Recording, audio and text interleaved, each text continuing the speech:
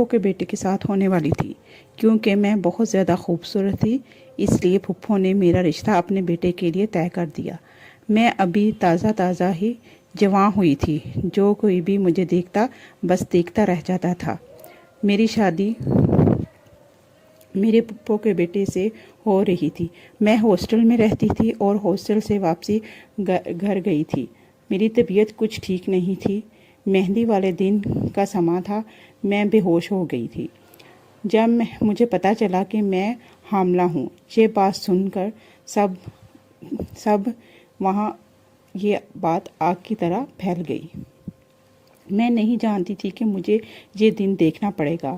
میرے ابا اس صدمے کو نہ سہ سکے، وہ اس دنیا سے چل بسے اور میری پھپھو نے بھی یہ رشتہ ختم کر دیا۔ اس بات کو لے کر میری بھائی اور بہت پریشان ہو گئے تھے اور سب بھائیوں نے مل کر میری شادی فقیر عباس سے طے کر دی۔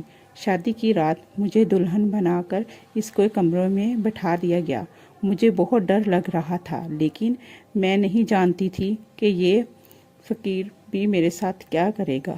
وہ وہیل چیئر پر بیٹھا میرے پاس آیا اور مجھے جھٹکے سے کھینچ کر اپنے پاس بلایا اور یہ دھیرے دھیرے میرے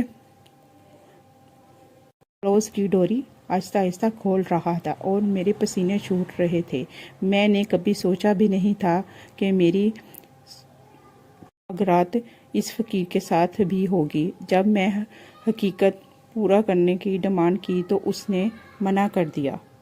میری بات سنتے ہی فقیر مجھ پر غصہ ہونے لگا اور جھٹکے سے مجھے پھینک دیا۔ پھر اس نے میرے ساتھ لگاتار صبح تک رومانس کیا تو دن بدن رکنے کا نام ہی نہیں لے رہا تھا۔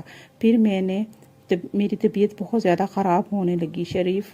تکلیف کا احساس میرے پیٹ تک ہو رہا تھا۔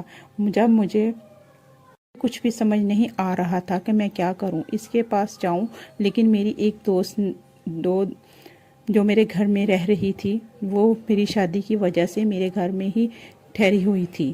وہ پریشانی کی حالت میں تیزی سے میرے پاس بھاگی ہوئی آئی اور میرے چہرے کو تھپتھپایا۔ میں نے اسے اپنے پاس اشارے سے بلایا۔ اس نے مدد پانے کے لیے پاس بلا رہی تھی، لیکن اس نے اندازے سے مجھے صرف غور سے دیکھی جا رہی تھی۔